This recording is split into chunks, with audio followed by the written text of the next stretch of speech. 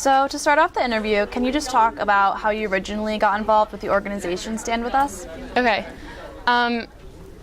So in the spring of 2014, I studied abroad in Israel on a kibbutz called Kibbutz Suba, right outside of Jerusalem, for 4 months. It was incredible. It was the best experience I've ever had in my whole life. Basically, I was studying and traveling with my best friends all the time, and I really got to know myself, and because of that, I fell in love with Israel pretty quickly, especially because I'm Jewish.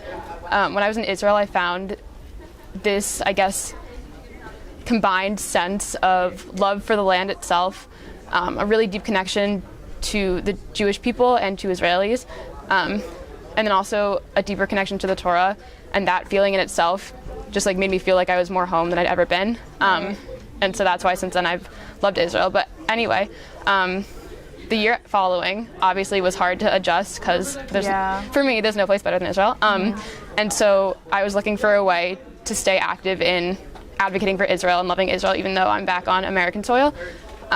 And so in the spring, my friend Jordan, who studied abroad with me in Israel, her name is Jordan Carpin, she told me about this opportunity to be an intern with Stand With Us. She posted it in our Facebook group for our, the Aviv, which is spring 2014 students, asking if anyone would be interested. Basically, she said that she had been one for the past year. She's my age, so she was an intern as a junior. She Facebook messaged me, thinking that I would be interested. Obviously, I was really into it because I love Israel. I love doing that kind of stuff. And because Jordan reached out to me, I was able to apply, but only because I was nominated by Jordan. So to be an intern, you have to be nominated to even apply. And so I applied. I was interviewed over Skype. I was really nervous. I can ramble for a while, like I tend to. And so in the interview, I thought that I had messed my chances up and that I was like just going off on tangents, and she was wondering who's this crazy person like asking to be an intern. And the question that she asked me at the very end was what makes you unique, because every other person applying for this internship is equally qualified, has been to Israel, are leaders in their communities. What makes you different? I'm gonna get personal for a hot second, but yeah, sure. Like what separated me, I said, was that freshman year was the hardest year of my life for a lot of reasons. Like I had a really difficult time with my family, and that reflected not only in my academic life but in my social life. I was really unstable, really not self-confident at all. And that's, I guess, one of the reasons why I went to Israel in the first place, kind of like an escape. But to be able to come back from that and in the past 4 years see how much I've grown, that's what I showed her and told her that I was able to find Israel and able to go to Israel and want more for myself. And I guess that's what separated me from other people, because I got accepted, which was awesome. I was about to go babysit and checked my email, saw that I got accepted and freaked out. And then later at the internship at our first conference in California, which I'll go into in a second, I found out that not only am I one of the 20 interns in the Northeast that got accepted, but I was accepted out of over 90 in the Northeast that applied, and out of over 400 kids in the country that applied. And That's so there's amazing. Yeah, it's incredible. And so now there's 80 of us from all over the country. It's really amazing. We had our first national conference at the end of August. There's a second one in May. But this first conference was not only to get to know each other better as a region and as like a whole, but also to enhance our advocacy skills and learn more about Israel's history so that we can better use those skills to the fullest. And so we learned about really interesting things like the Iran deal, the entire history of Israel from an advocacy perspective, even how to build relationships with adults, with people, because that's, I guess, most important for conveying your point if you're trying to express something. We learned about professionalism. We learned about what makes a good program. I've been involved with this other organization actually called NIFTY, which is the National Federation for Temple Youth all throughout high school. And through that, I've been able to learn how to write and lead my own programs. NIFTY is a Reformed Jewish organization, meaning, like, of course, it's religiously involved, but also a lot of Reform Judaism revolves around social action and Israel advocacy. And so I've learned to enhance those skills already, and then I am able to take this into my internship in the next year. It's really amazing. Like, at least in my region, I'm biased, obviously, but the 20 of us have gotten really close already. We work really closely with the regional coordinator. His name is Josh Warhit. He's in his mid-20s. He's incredible. He's American, and went to college, and afterwards he joined the IDF for 2 years through the program that I want to do after college, or I'm saying so right now, like I don't know where I'll be in 4 years. Right. It's called Green Sabar. It's a program for Americans who want to be lone soldiers to make Aliyah to Israel and find a place to live and work while you're doing your service. He's incredible. Honestly, like it was a really, really powerful 5 days. I was a camp counselor this summer also at my sleepaway camp, and so I had to leave a little bit early and come back for this internship conference. And it's just like, I don't know, I feel like I've had a lot of experiences in high school that really challenge me. Right. And a lot of times, even in NIFTY, when they push you to want to advocate for what you love, whether that be social justice or Israel, we don't really have the knowledge and I guess like information to effectively advocate. And I think the difference between that and this conference is that it gave us the information and history to be able to advocate, because that's the most important, to have, I guess, like supported evidence to back your points. And so, yeah, I don't know, I learned so much about myself. I learned so much about Israel. And I just feel better educated. I feel more equipped to go out and feel confident saying what I'm going to say. And also loving Israel and advocating for Israel is also being critical of Israel, as with anything else you love, which is really important. So in those 5 days, I don't know, I learned a lot. Yeah, that was awesome information. So what was one of the greatest challenges for you while working with the internship?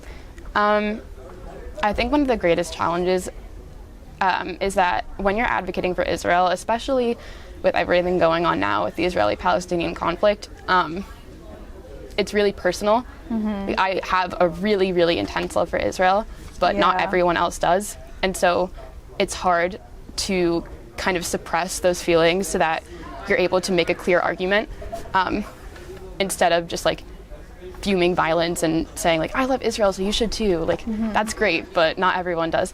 And so I think that's really hard. And also what's really hard is if you're trying to advocate for Israel and someone else is saying like something really, I don't know, against my personal beliefs or something that's blatantly not true, but you don't know how to prove that it's not true, even if you know it is. Like, I'm not going to say anything just because I don't want to like encourage anything. That's a difficult situation to be in. Yeah, and like if you love something so much and you see someone blindly hating it, it's hard. And like you can try to convince people as much as you want that Israel's a great place and does great things, because it does, but some people just, they don't change. Right. So what are the goals for your new club this year? I know you started a new club. It's called the Israel Club? The Friends of Israel Club, yeah. So what are your goals for this club during this school year? I'm super pumped. Yeah. Looks fun. Oh my God, I was so happy with the turnout from the club fair.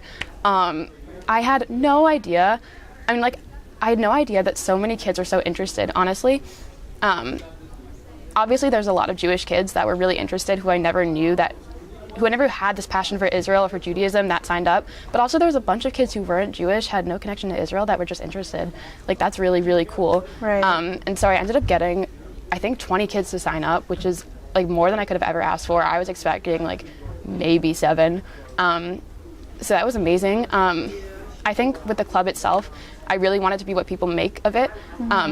So that could be either lighthearted and fun, and interactive, like even eating Mediterranean food at a meeting, and that's like the whole meeting, or talking about more serious things like the conflict, or about like the serious things that Israel pushes for, like LGBT rights. But yeah, I mean, like a club isn't a club without its members, so what they want to make of it is what's most important. So do you think that your internship and your involvement with NIFTY has like definitely supported and like made you able to create this club?